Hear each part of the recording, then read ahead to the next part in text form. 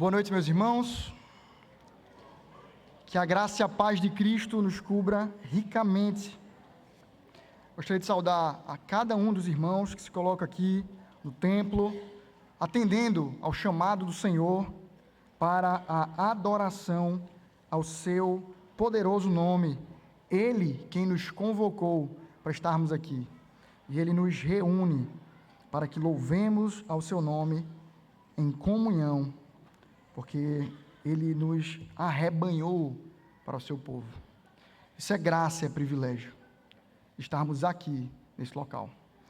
Nós também saudamos como igreja, aqueles que estão, talvez, acamados, talvez passando por um período de viagem, de férias, e não podem estar num local como este, num templo separado para adoração do nome do Senhor, onde Ele ajunta os seus povos, o seu povo, aqueles que Ele chamou, redimiu, e convoca a adoração. Se por acaso você está nesse período, lembre-se que o Senhor nos chama a adoração em comunidade. Então não se acostume com essa possibilidade, mas venha prestar culto ao Senhor. Entenda que dessa forma você consegue assistir a um culto, assistir o culto que acontece numa igreja local, mas pela internet não há culto ao Senhor. Então, junte-se ao povo do Senhor e o adore na comunidade, faz parte da adoração ao Senhor, a comunidade. Gostaria de chamá-los, irmãos, sem mais delongas, abrindo suas Bíblias em Lucas, capítulo 2, versículos 25 a 35. Lucas, capítulo 2, versículos 25 a 35.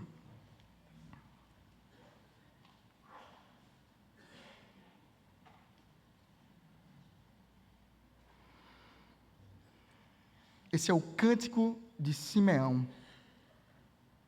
Antes dele, a contextualização do 25 até o 28, o cântico 29 a 32, depois uma continuação ali de algumas palavras de Simeão a Maria.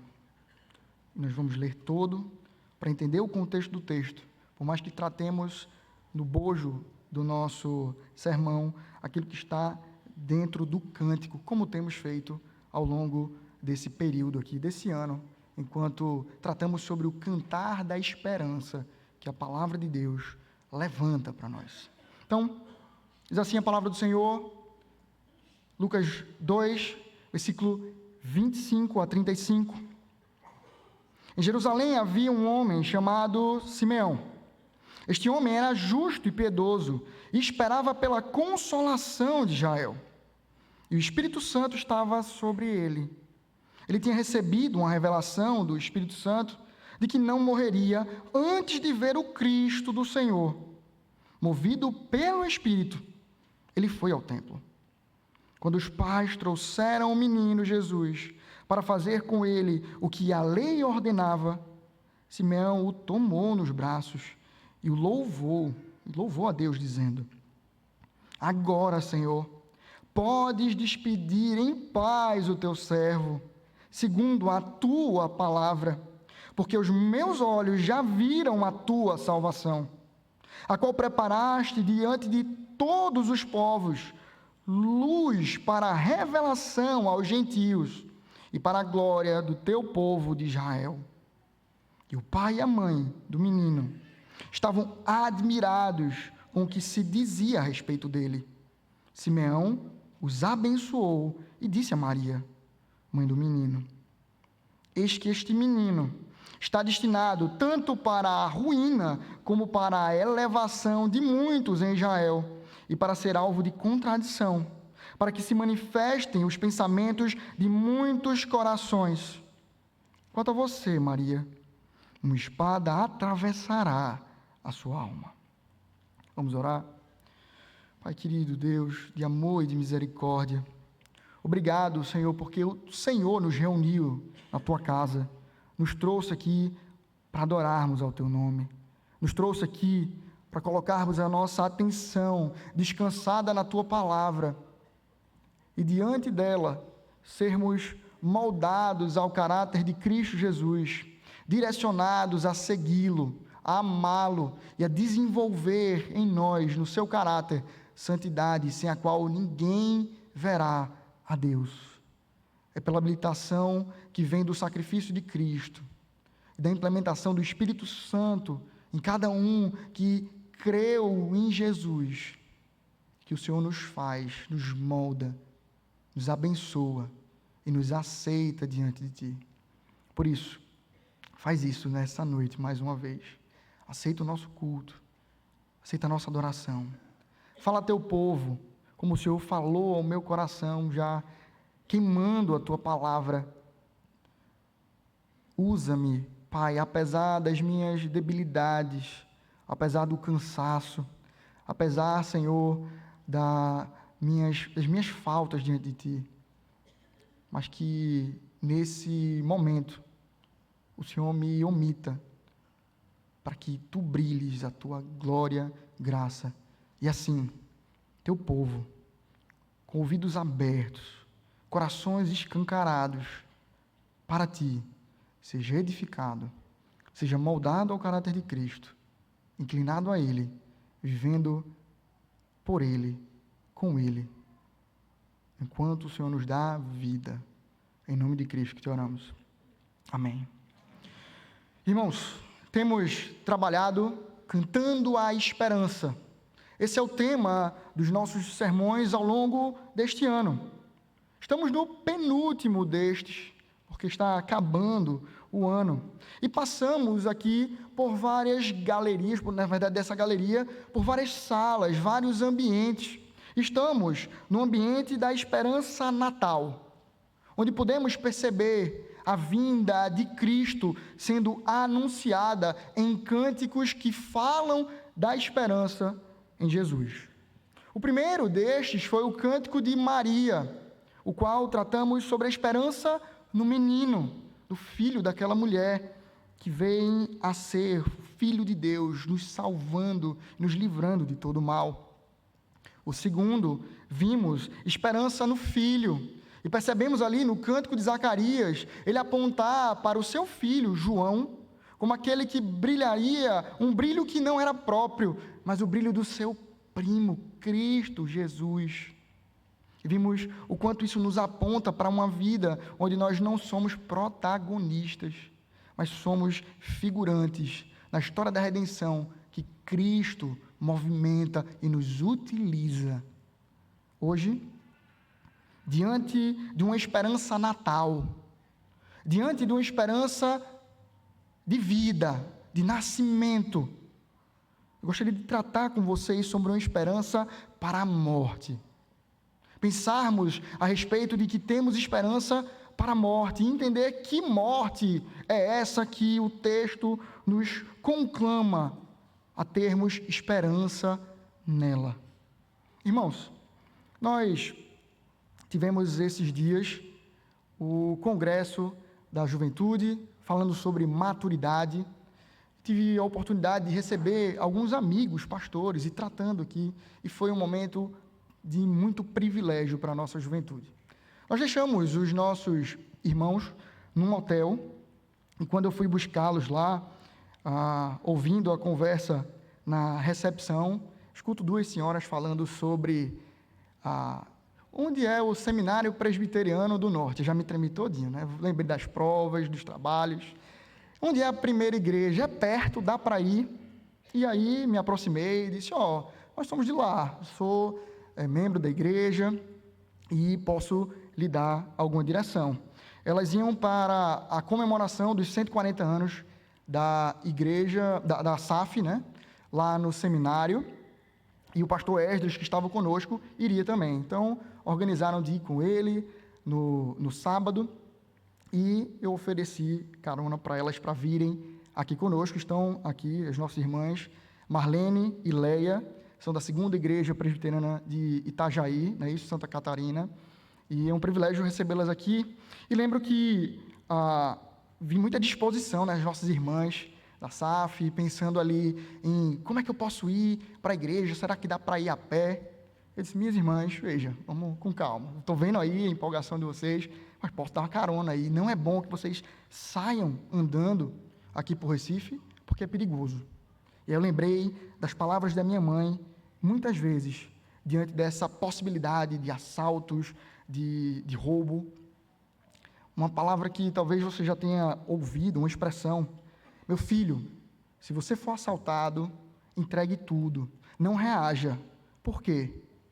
Porque eles não têm nada a perder. Você tem. Eles não têm nada a perder.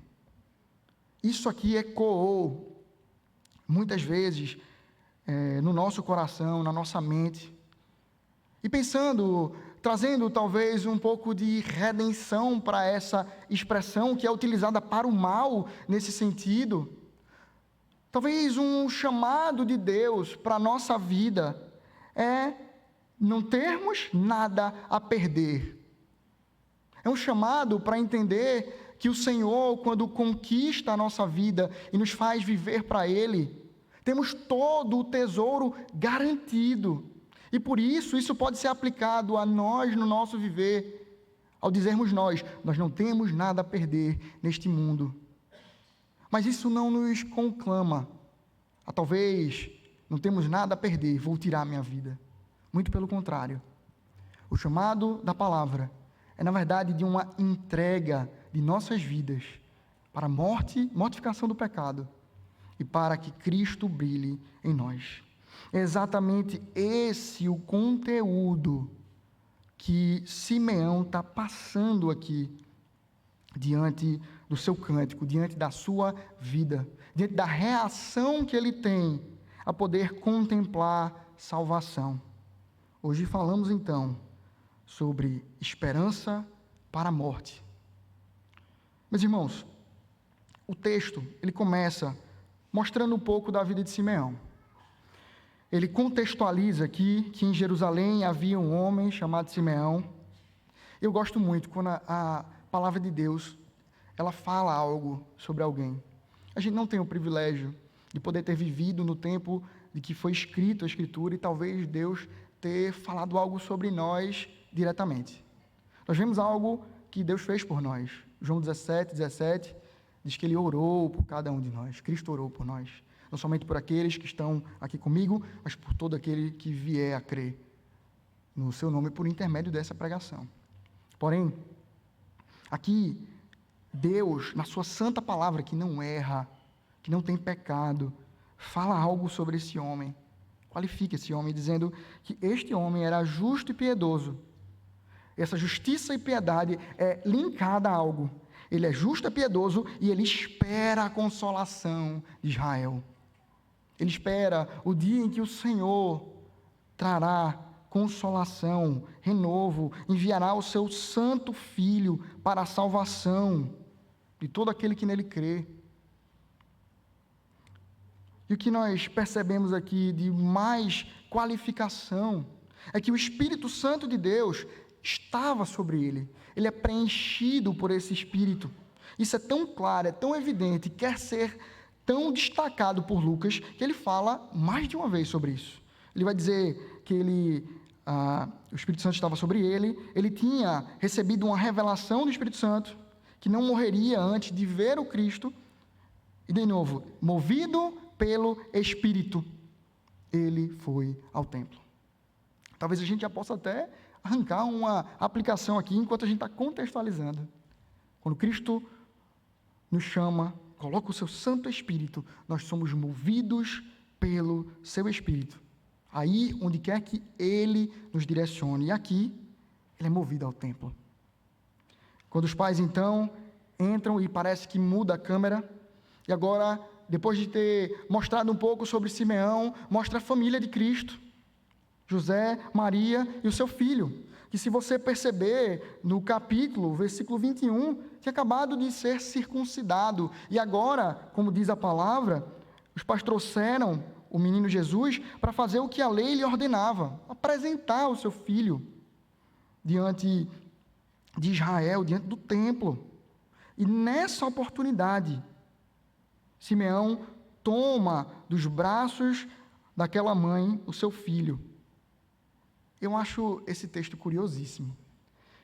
Agora, esperando o Pedrinho, vendo muita coisa de filhos e tal, de cuidados, e a gente vê muito o cuidado que a gente deve ter com estranhos, enfim, ensinar a criança a como reagir diante de estranhos. Isso aqui me causa uma impressão muito desconfortável hoje. Imagina, você está com o seu filho na mão e o estranho vem cá, toma de si. Isso aí causa uma estranheza no nosso coração. Talvez Maria tenha olhado, sabe, de uma forma desconfortável. Esse homem toma dos braços da mãe o seu filho e traz as palavras que compõem o seu cântico. Em primeiro lugar, gostaria de perceber com vocês que ele anuncia essa esperança para a morte, apontando que Cristo se torna sua vida. Em primeiro lugar, percebemos aqui que a esperança para a morte do cristão, ou de Simeão aqui, é que Cristo se torna a sua vida. As palavras dele dizem o seguinte: agora, Senhor, podes despedir em paz o teu servo, segundo a tua palavra, porque os meus olhos já viram a tua salvação. Sabe quando alguém completa os desafios e parece que não há mais o que fazer? Sabe quando você zera uma série, acaba um jogo, fica aquela sensação de, e agora, o que é que eu faço? Não é exatamente isso que esse homem está vivendo, está dizendo, mas de certa forma é. Ele vê o cumprimento da promessa que o Senhor fez a ele, do modo como o Senhor se revelava, e assim ele diz: Senhor, cumprido isto, eu me sinto satisfeito em Ti. Eu estou completamente pronto para o que Tu me fazes experimentar. Eu estou completamente satisfeito no Senhor ter enviado o Seu Filho, eu poder contemplar essa salvação disponível. E é por isso que ele diz: Senhor, obrigado por isso. Eu não preciso de mais nada. Não é alguém que olha para isso e diz: Senhor, pode me levar agora. Eu vou embora, já cumpri, está na hora. Não. Ele morre em Cristo Jesus, quando ele diz: eu vivo para esse Redentor. Eu vivi para esse momento. Eu vivo para que o Senhor me direcione. E todos os meus passos são marcados e transformados mediante eu contemplar a salvação. O texto não nos fala, não nos revela que Simeão teria caído duro no chão e o Senhor tem levado. Não fala sobre a morte desse homem, o que é interessante para a gente pensar. É interessante para a gente pensar de que isso aqui marcou a sua vida, mas marcou a sua morte, no sentido de este homem vive pelo seu Redentor. A sua vida é Cristo. A gente vê outras pessoas vivendo assim, ou experimentando isso, ou falando algo parecido. Paulo diz que para ele o morrer é lucro, o viver é Cristo. Naquele dilema que nasce do seu coração, dizendo: eu queria, acho que é aos Filipenses, eu queria sim continuar com vocês aqui, mas olhando para o céu, para Cristo, para as coisas do alto, eu sei que é bem melhor lá. E a intenção que a gente percebe no texto é até que ele percebe que ainda tem algo a fazer. Ele diz: enquanto eu estou aqui, vou servir. Mas ele não deixa de contemplar: melhor é estar em Cristo. Percebemos então esse cenário desabrochar do coração de Simeão, onde ele vive então, ele decide ou ele percebe que o que ele vive e o que ele viverá adiante será no nome do Consolador de Israel. Será para brilhar o Consolador de Israel. Será para viver, para honra e glória, aquele menino que se levanta como esperança. Menino que ele traz as palavras dizendo que está destinado tanto para a ruína, mas para a elevação de muitos de Israel. Este, o seu Redentor, marca a sua vida, a ponto que ele morre para si mesmo e vive para ele. Meus irmãos, eu gosto muito de séries de guerra, tenho acompanhado umas, sendo que a minha favorita é dentro desse contexto. Band of Brothers, um bando de irmãos, a ideia é essa. Fala de uma brigada, alguns soldados que estão no dia D e adentram ali a Europa, estão avançando no combate, e a gente percebe, em certo momento, um personagem se destacar. Ele faz as operações mais difíceis. Ele parece que em todo lugar, em todo momento. Ele parece como uma alma, ou como alguém que recebeu um atributo não comunicável de Deus, que é a onipresença. Ele está em todo lugar, ele faz tudo o que é necessário. Enquanto alguns temem, inventam alguma desculpa, até mesmo para ir para a enfermaria e ficar por lá. E aí, quando se coloca os olhares sobre aquele homem, pergunta o porquê ele vive assim, por que ele faz aquilo. Ele diz que ele não alimenta no seu coração uma esperança de voltar. E por isso, sem essas amarras aqui, ele cumpre o que tem de fazer. Nosso chamado não é para esquecer as bênçãos de Deus, aquilo que Ele nos dá, mas muito pelo contrário. É saber que o tesouro maior é no Senhor.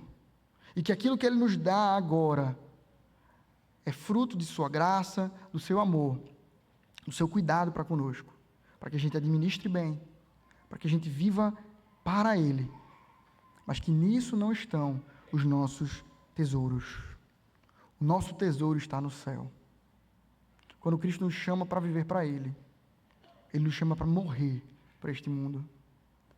Por isso, a nossa esperança não deve estar aqui.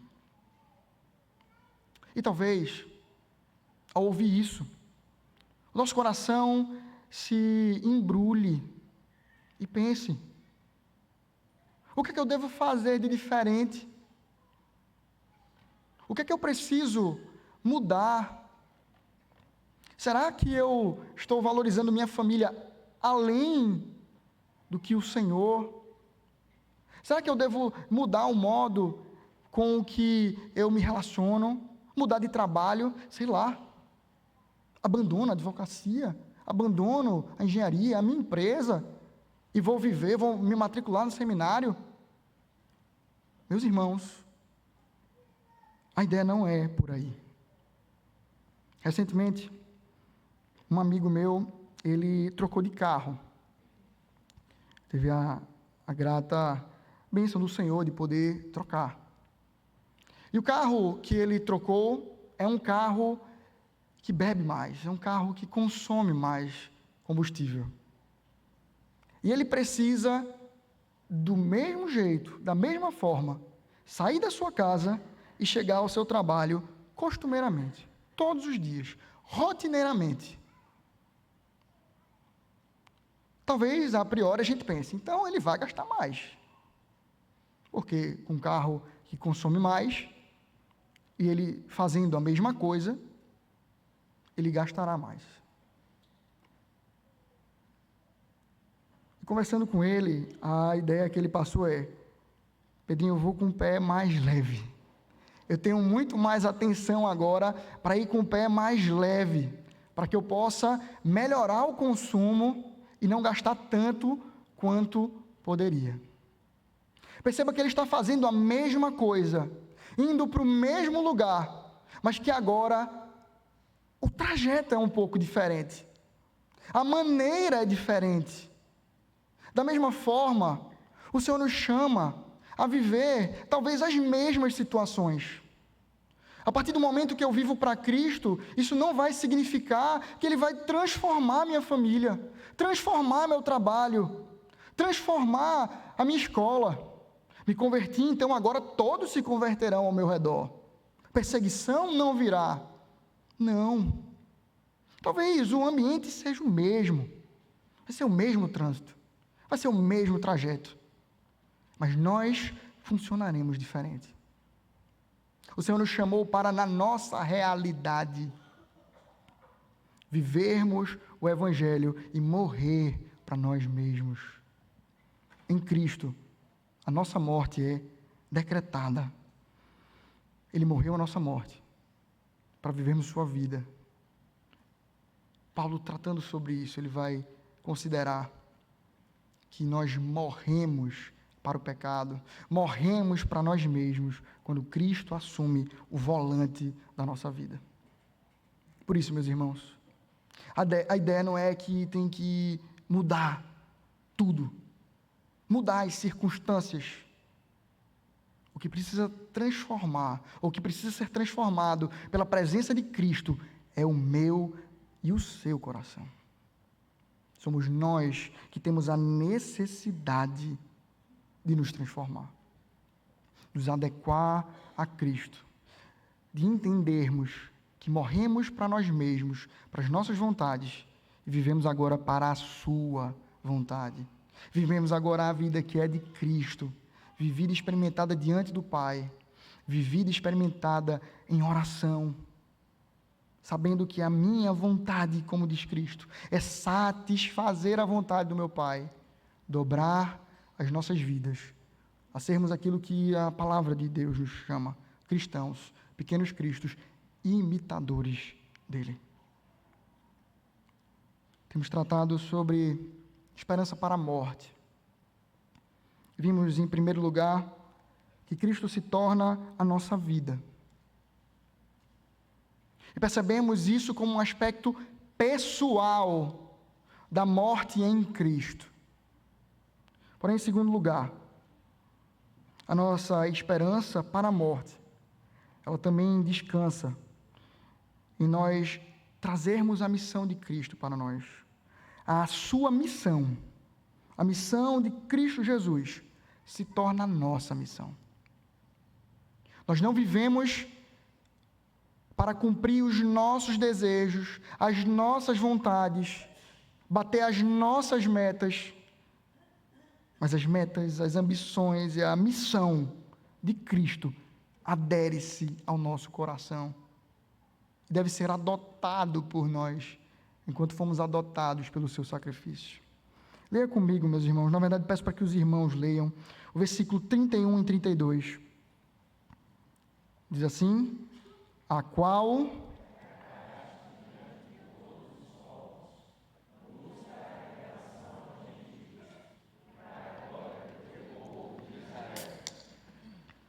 Amém.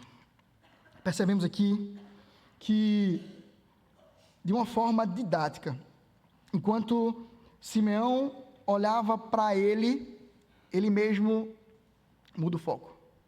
Ele mesmo transforma, transfere, amplia o patamar, amplia o seu olhar.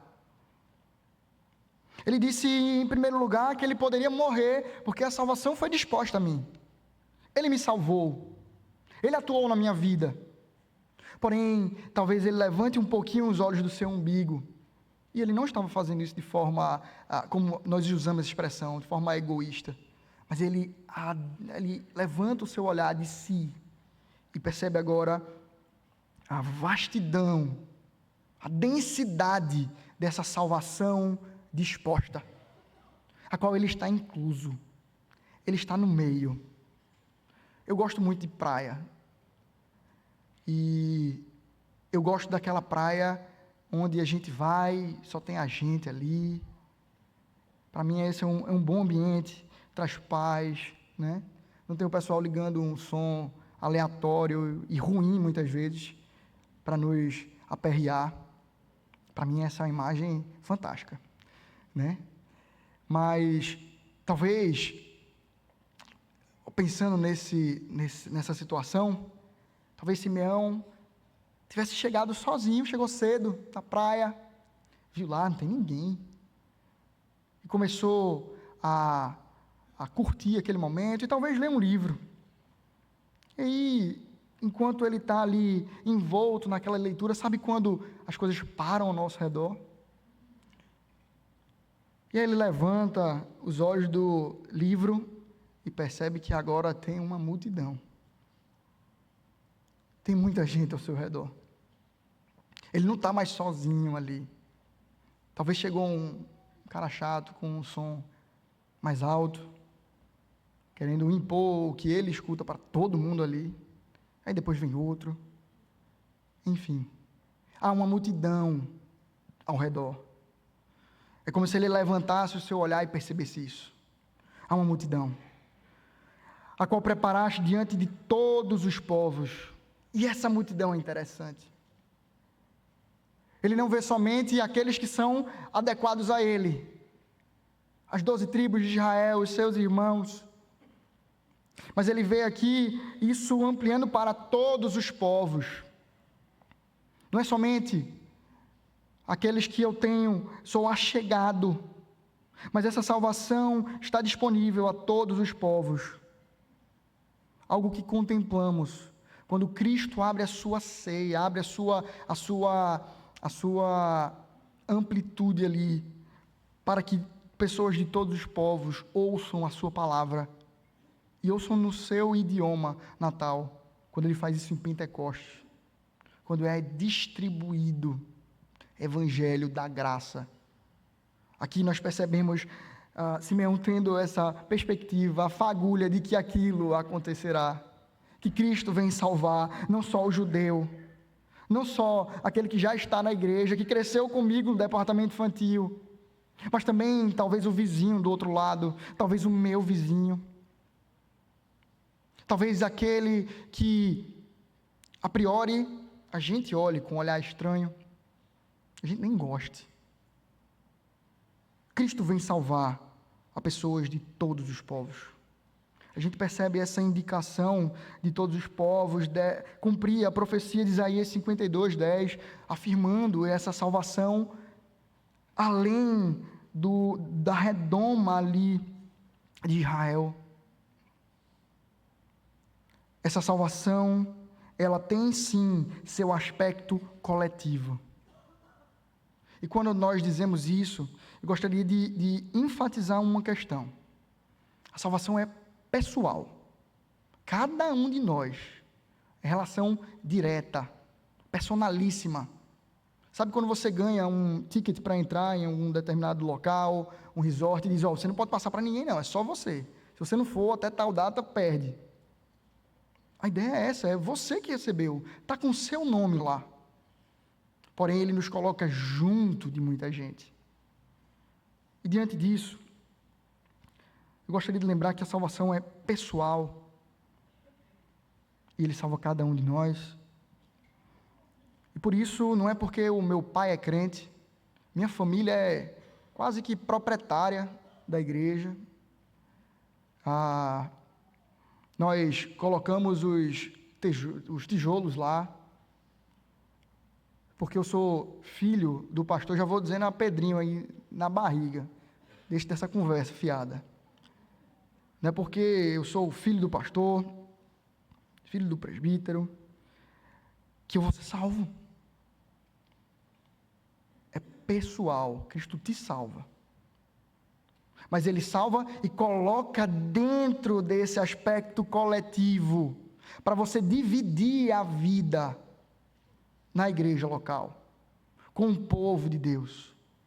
Ontem a SAF se reuniu, dos seus 140 anos, e mulheres de vários locais estiveram lá. Eu gosto de pensar nesses momentos como fagulhas daquilo que a gente vai viver lá quando Cristo vier. Pessoas de todos os povos, línguas e nações, adorando juntos. Como o pastor Cláudio começou, isso aí eu vou trazer também para mim. A minha heresiazinha, que é particular essa, viu? Não pegue a minha não. A ideia de que o Senhor nos chamará para um grande coral. Ele nos chamará para compor o coral lá do Salmo 87, que também o pessoal já está cansado de me ouvir aqui. Todos os cantores, pessoas de todas as tribos, povos e nações adorarão juntos. E eu digo, mas talvez cada povo ali possa escolher uma música, né? Colocar ali, eu quero tal.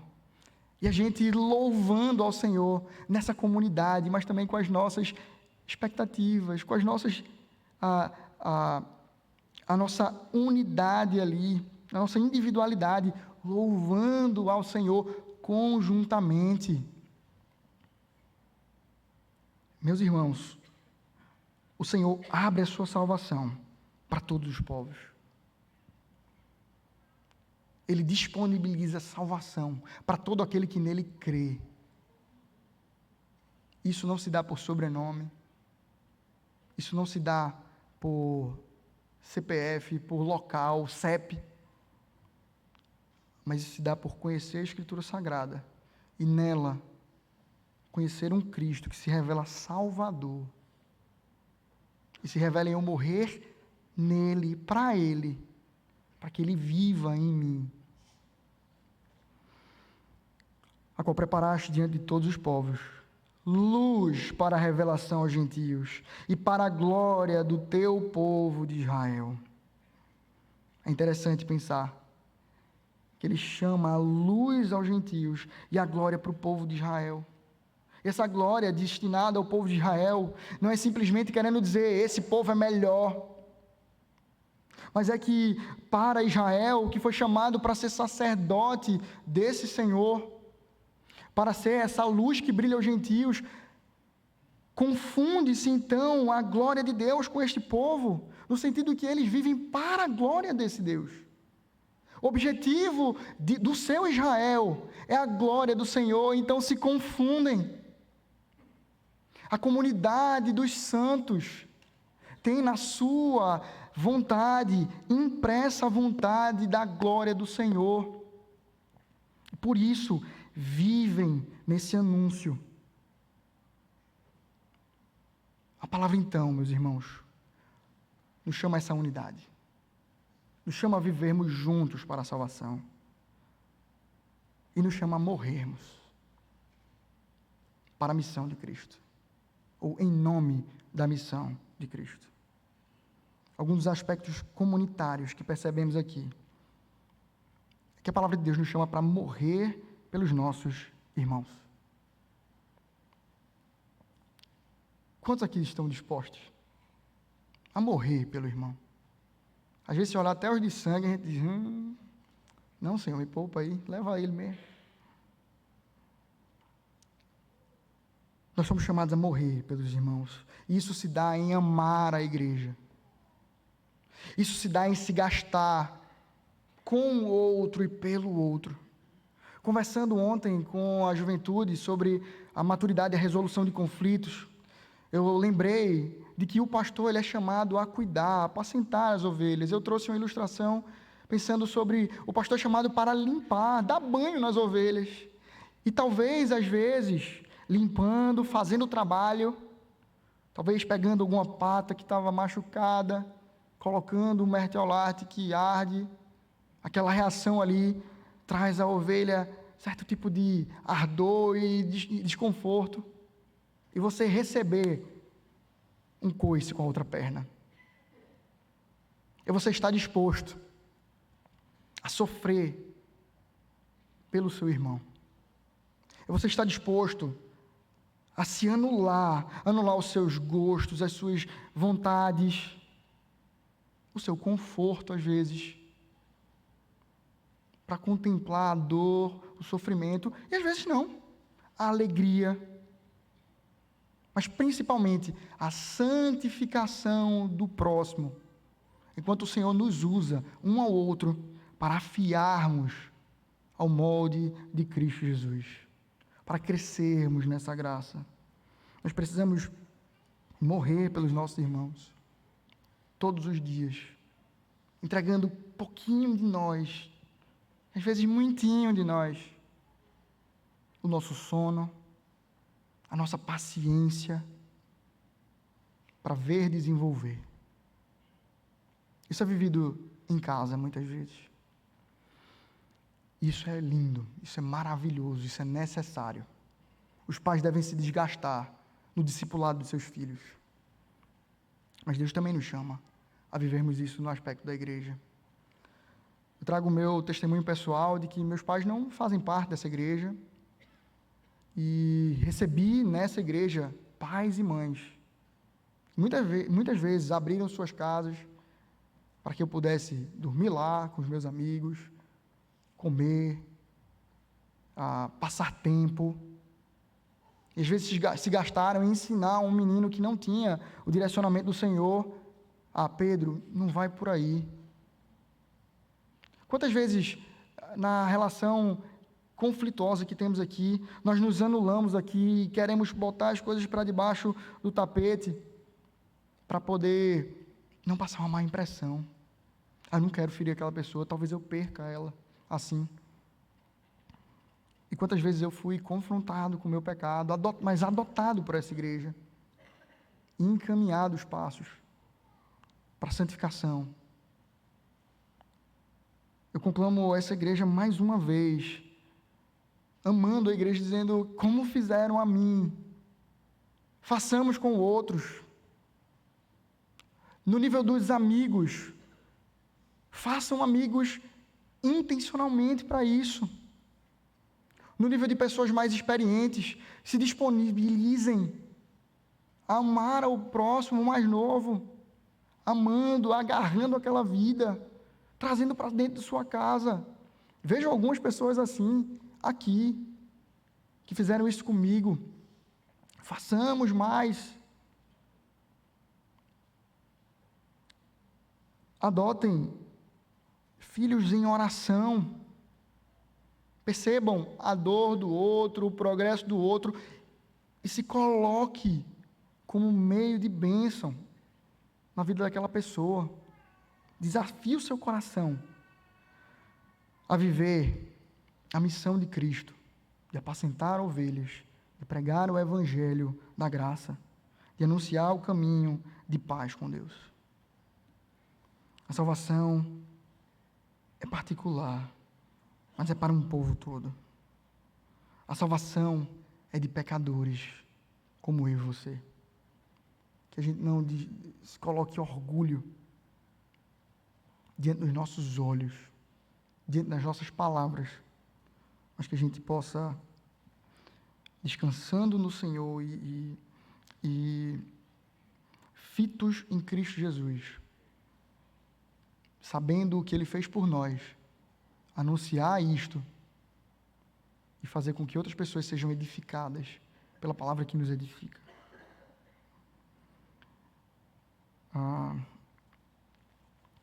O texto ele continua e eu vou prosseguir aqui, mostrando como Simeão ele aponta um pouco disso para a vida de Maria.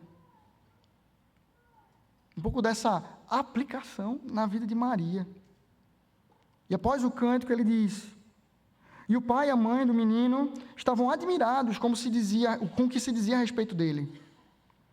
Simeão os abençoou e disse a Maria, mãe do menino: eis que este menino está destinado tanto para a ruína como para a elevação de muitos em Israel, e para ser alvo de contradição, para que se manifestem os pensamentos de muitos corações.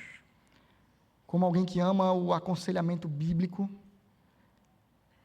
o objeto de estudo do conselheiro bíblico, a ser analisado pela palavra, são os corações. E veio aqui, para que se manifestem os pensamentos de muitos corações. Ele fala aqui de contradição, de gente que vai estar amando a Cristo, mas gente que vai estar contra o Senhor. Cristo é levado ali para ser Salvador, mas também para aqueles que ignoraram a Ele e não alcançaram a paz que é dele, Ele dá aos seus. Pelo nome de Cristo, esses serão levados ao inferno. Mas vai se manifestar aquilo que está mais intimamente ligado aos corações. Os pensamentos aqui faz menção aos desejos íntimos do coração de cada um. E nós somos chamados a termos os nossos corações moldados a Cristo, ou por Cristo, pela sua palavra. Porém, por último, ele olha para Maria. Falou do menino, o que vai acontecer com ele. Mas depois ele diz: quanto a você, Maria, uma espada atravessará a sua alma. Nós vemos então, nesses dois direcionamentos da sua palavra. Primeiro, ele apontar o propósito de Cristo: morrer, salvar alguns e ser o justo juiz de condenação para aqueles que não o buscarem. Mas no segundo ponto, no segundo lugar aqui, na verdade, quanto a Maria, uma espada atravessará a sua alma. Ele falou primeiro do propósito de Cristo. E agora ele fala da causa. Pela causa de Cristo, Maria terá uma espada atravessando a sua alma. A dor tomará o coração daquela mulher ao ver seu filho sendo posto numa cruz. E diante dessa perspectiva, o próprio Cristo olha para sua mãe, olha para o seu discípulo amado e diz: cuida dela, porque ele se compadece da sua mãe, que irá sofrer, que terá uma alma atravessando a sua, uma espada atravessando a sua alma. Ele contempla aquela dor e diz: cuida dela como tua mãe, cuida dele como teu filho. O que nós percebemos aqui é que pela causa de Cristo, por viver para Cristo, passaremos por dores pelo nosso Senhor. Recentemente tivemos aqui também o encontro da fé reformada, tratando do tema da dor, do sofrimento, numa perspectiva bíblica. E falando aqui, Tim Charles, ele trouxe uma pregação da mulher viúva que perde o seu filho, e que Cristo compadece-se dela e traz de volta à vida aquele menino. E ele fez uma comparação. Ela não sabia que Cristo ia chegar naquele dia, depois de sofrer tanto. Uma mulher que já era viúva, perde seu único filho, e ia restaurar a alegria dela plenamente naquele momento. E ele, então, ele traz que aquele sofrimento pequeno, comparado à eternidade, é minúsculo. Mas ele também nos trouxe uma realidade de que até mesmo quando o que atravessa a nossa alma, a espada que atravessa a nossa alma, permaneça de hoje, ou já tem vindo de hoje e nos entrega até o dia que Cristo voltar, ou que Ele nos leve, comparado à eternidade, também será ínfimo. Diante de um dilema assim, de Paulo sofrer, de algo que o acompanhou, espinho na carne, que ele pede 3 vezes para o Senhor que tire, que livre ele daquilo. Cristo diz: não vou tirar, com o objetivo de que você entenda que a minha graça te basta. E Paulo então se satisfaz nele. Esse mesmo Paulo, ele diz que as provações aqui são momentâneas, e o quanto esse homem sofreu.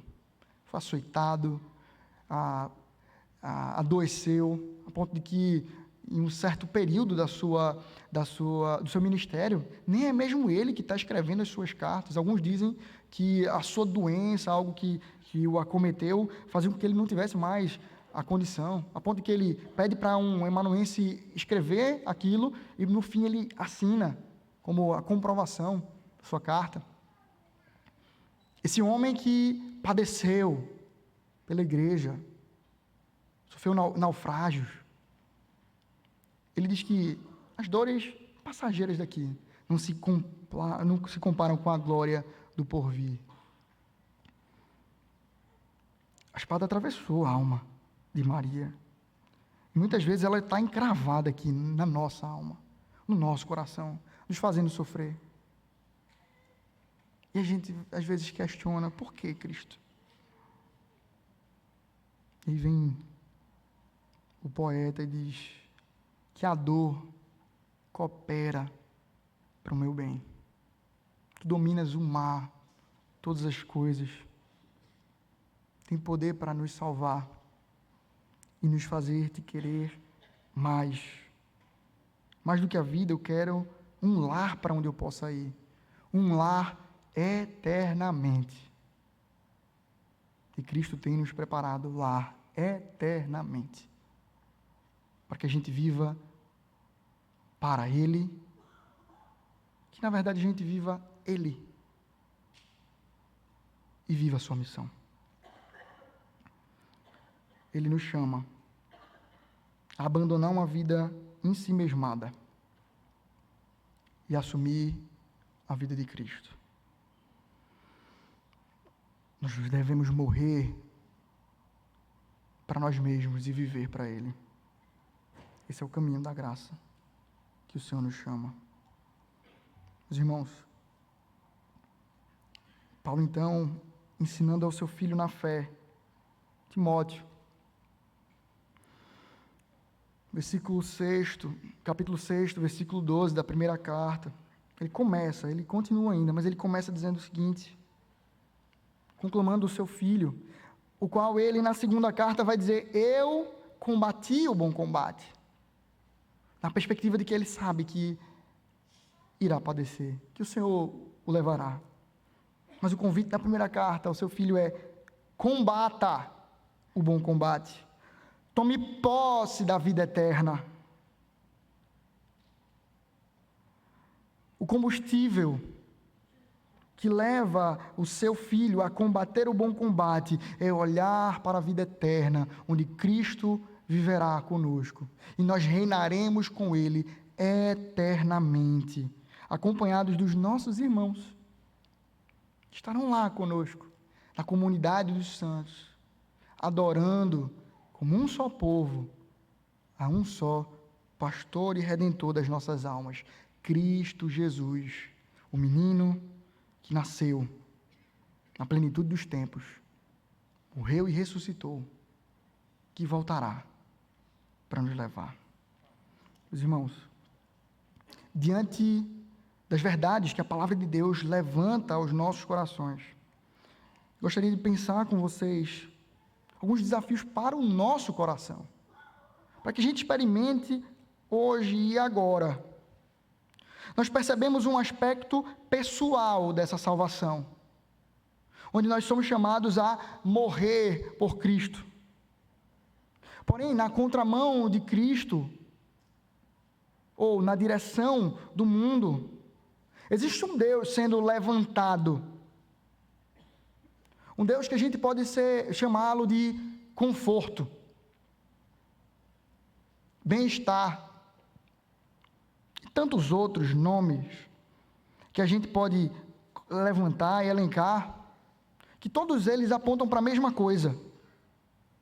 Vivemos para nós mesmos. O que nós tratamos aqui não é que a gente não pode viver de forma confortável. É uma bênção a gente poder estar num templo assim, climatizado, com poltronas acolchoadas. Porém, o propósito da nossa vida não é vivermos confortavelmente. Nós somos chamados a morrer para Cristo. Morrer para nós mesmos em Cristo. É abandonar nossa zona de conforto e nos entregarmos a essa vida. É nós nos darmos a Cristo. É nós crescermos no exercício espiritual e muitas vezes contra a nossa própria vontade. Quantas vezes nós não acordamos de manhã e a primeira coisa que a gente quer ver é o que é que tem de bom para mim, o que é que tem de legal para fazer hoje. Ou a primeira coisa que a gente pensa é vou lá trabalhar para ganhar o meu dinheiro, para que eu possa curtir. O amor ao dinheiro, sim, diz a palavra, é o princípio de todos os males, porém, o dinheiro em si não é ruim. Deus nos abençoa com isso. Mas nós não vivemos para os tesouros dessa terra. Nós não vivemos aqui para estarmos confortáveis. Se a gente tem o nosso conforto, o nosso tesouro dissociado de Cristo, nós somos os mais pobres. Mas se acumulamos tesouros na eternidade, aí sim, como aquela história que a gente sempre usa, se formos mendigos nos céus, seremos os mais ricos e felizes. Nós somos chamados a amar o Senhor e sair da zona de conforto. Isso se dá em nós nos envolvermos com o próximo. Isso se dá também no modo como nós cultuamos. O poeta também diz que em relação às nossas adorações, estamos adoecendo em comoção. Cultuamos porque nos faz bem, para o nosso próprio conforto. É para que aquela palavra encaixe no nosso coração e faça sentido para a minha vida. E quando ela desafia, oxe, Pedro pegou pesado hoje, pastor Cláudio está limando a gente.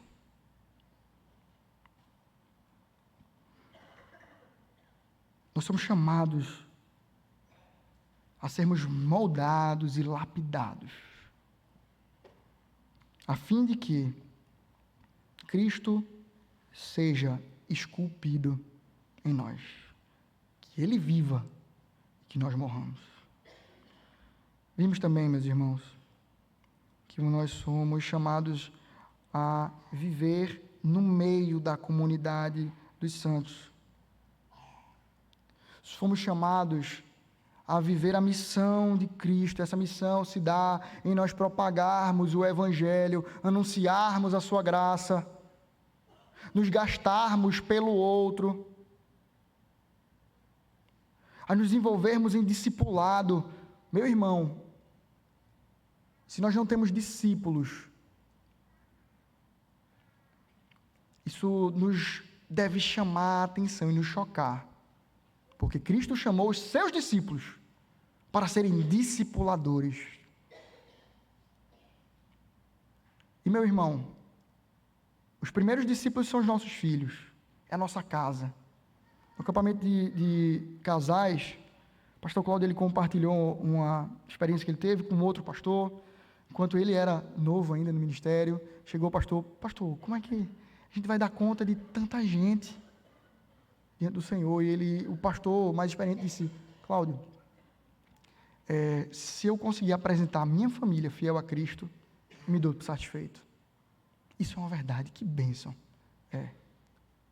Mas isso não deve nos levar ao conforto de novo, né?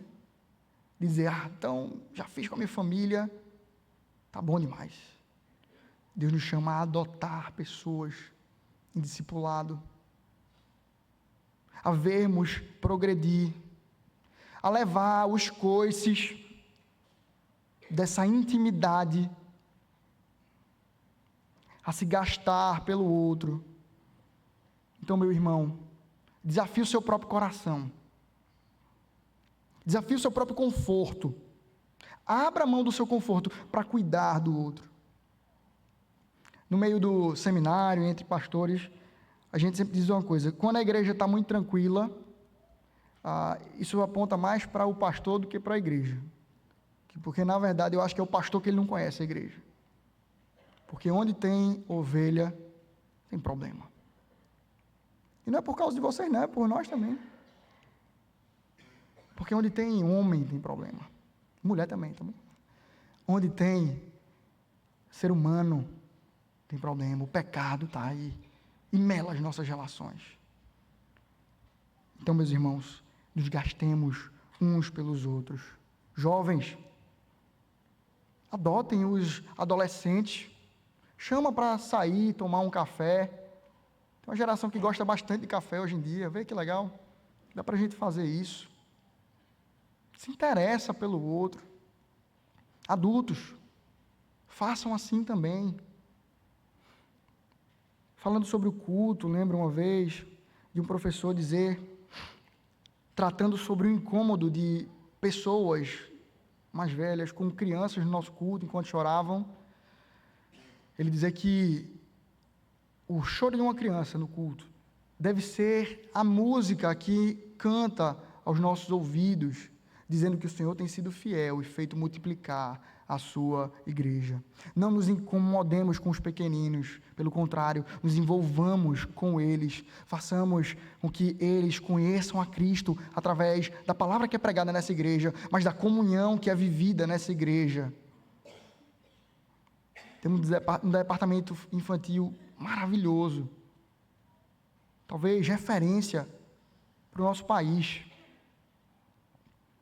Não descansemos em Anne, tia Ângela, no CDP, no DI.